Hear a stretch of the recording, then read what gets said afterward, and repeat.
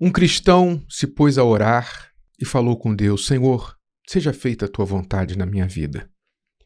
Inclusive, Senhor, eu tenho esse plano aqui, esse projeto que eu estou trabalhando. Eu queria muito a tua bênção, que tudo corra bem. Eu vou me encontrar com uma pessoa para tentar fechar esse contrato esta semana.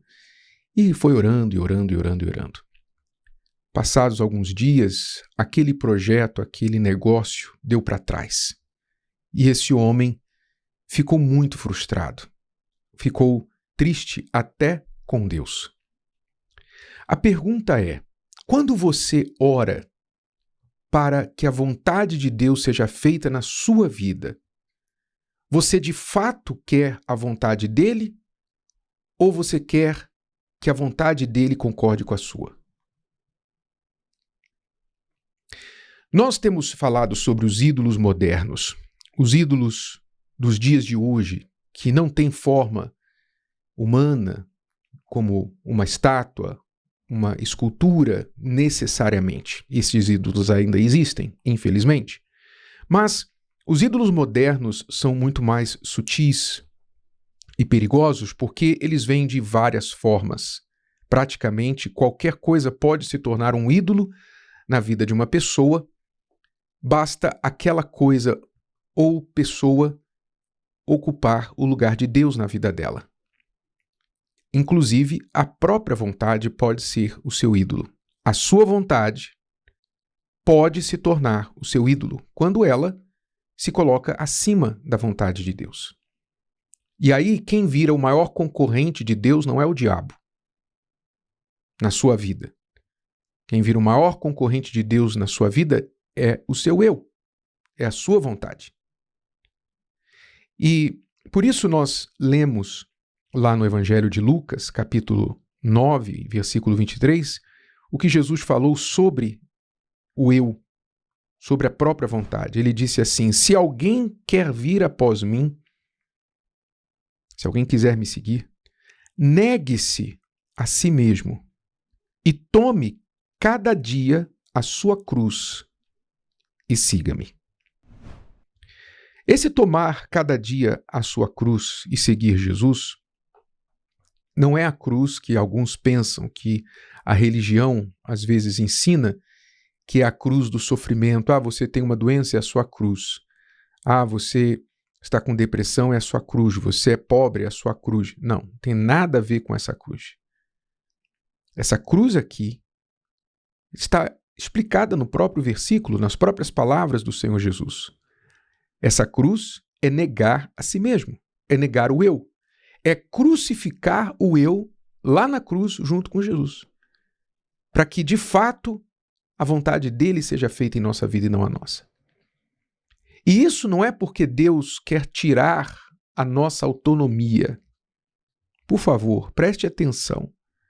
Porque muitas pessoas, quando se convertem, se alegram, ficam felizes, porque o sentimento inicial da conversão é uma alegria, é um alívio. Imagine, você saiu da prisão, você saiu do jugo do diabo, né? Você saiu do inferno, das chamas do inferno, e veio para a luz. Jesus te libertou, te aliviou, tirou o seu fardo. Aí você sentiu aquele alívio. Né? Como o povo de Israel saiu lá do Egito, saiu debaixo do chicote egípcio. Então você pode imaginar que quando o povo saiu do Egito, às pressas, cruzou o Mar Vermelho, quando eles chegaram do outro lado do Mar Vermelho, olharam para trás e viram: o Egito ficou para trás. Estamos livres, não somos mais escravos. Quer dizer, veio aquele alívio.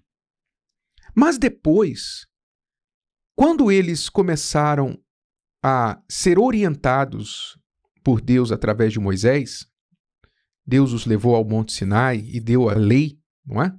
Os 10 mandamentos e várias outras orientações, o povo começou a se sentir preso. É curioso. É curioso que Deus libertou o povo do chicote e, para que o povo se tornasse uma nação forte, deu a esse povo a lei. Por quê? Porque ninguém vai ser forte sem disciplina. Ninguém vai alcançar nada sem ordem, sem disciplina. Então Deus deu a lei para o povo não para controlá-lo, mas para livrá-lo da desordem, livrá-lo da bagunça. A lei, quando Deus fala que a gente tem que crucificar o nosso ego, não é para nos controlar, mas é para nos livrar dele. E aí o diabo vem, né, como aquela velha serpente lá no jardim, falou com a mulher: Deus não quer que vocês toquem naquela árvore, vocês comam aquela árvore, porque ele sabe que o dia que vocês tocarem, vocês vão ser iguais a ele. Ele está escondendo alguma coisa de vocês, ele está querendo controlar vocês, ele está limitando vocês. Olha só, Deus tinha dado todas as árvores do mundo para Adão e Eva, e a serpente foi implicar com aquela uma árvore que representava o respeito, o temor a Deus. Mas ele faz isso, ele continua fazendo isso. A pessoa se converte e recebe aquele alívio, aí ela começa a frequentar a igreja, seguir Jesus, etc. Daqui a pouquinho, ela começa a achar assim: eu não posso mais fazer as coisas que eu gostava. Eu queria fazer isso, eu queria fazer aquilo. Poxa, agora eu tenho que ficar dando satisfação para pastor, eu tenho que dar satisfação para isso, para aquilo. Eu quero ser livre. Eu quero ter a minha autonomia, não ter que ficar dando satisfação a ninguém. O ego quer autonomia. O ego quer a chamada liberdade, autossuficiência. Ele não quer ter limites, ele quer impor os próprios limites, que de preferência são 0 de limites. Então, quando Deus nos ensina, Jesus nos ensinou a crucificar o nosso ego, não foi para nos controlar, mas para nos livrar dele, porque o ego é irresponsável. A palavra de Deus ensina que o nosso desejo é contra nós, o nosso ego é contra nós. Por isso, ele nos ensina: seja feita a tua vontade e não a minha. Ora, mas aí a pessoa que não entende isso, ela fica triste. Ela ora a Deus, ela vai a Deus, faz um pedido, coloca a sua agenda, a sua listinha de desejos para Deus, fala para inglês ver, né, para cumprir o protocolo: seja feita a tua vontade, mas aí quando a vontade dela não é feita, ela fica chateada com Deus. Ela não acredita na vontade de Deus, ela não acredita que Deus vai fazer com que tudo coopere para o bem dela. Mesmo que ela seja contrariada, mesmo que as coisas não saiam do jeito que ela planejou, ela não consegue entregar a vontade dela para Deus. Então a sua vontade naquele momento se tornou o seu ídolo. E Deus deixou de ser Senhor para virar um mero acessório. Deus virou um acessório, uma ferramenta, um meio para chegar no fim, que é a vontade dela. Meu amigo, minha amiga, preste muita atenção. Deus não é meio. A Bíblia diz que Deus é princípio e fim. Ele não é meio. Ele não é um caminho para você chegar onde você quer. Ele é o princípio, quer dizer, é o início de tudo na vida. Se nós tivermos prudência e juízo, vamos colocá-lo à frente de tudo. E ele é o fim, quer dizer, ele é o propósito, ele é o objetivo. Ele não é um meio para eu chegar aos meus fins, aos meus objetivos. Você precisa fazer as pazes com isso se você quer ser um cristão de verdade. Então, se você costuma resistir, sabe, à correção, às vezes você resiste a uma correção, você resiste à palavra de Deus, à conduta cristã, que é esperada de um cristão. Você resiste, às vezes, uma orientação, a lei, né, que vem lá da palavra de Deus: não faça isso, não faça aquilo, para o seu próprio bem. Você resiste, você quer buscar aquilo que você acha que é melhor, então você já erigiu um ídolo no seu coração. E esse ídolo está vestido do seu ego, da sua vontade. E enquanto você viver assim, você vai ser escravo dele. E você está colocando Deus de lado, sem perceber. Você ficou triste porque Deus não te atendeu naquilo que você pediu. Você diz que não acredita mais em Deus porque Deus não curou sua mãe e deixou ela morrer.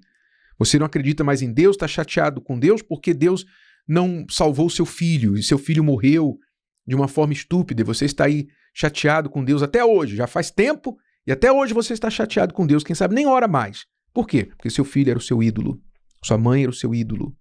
Aquele sonho que você tinha era o seu ídolo.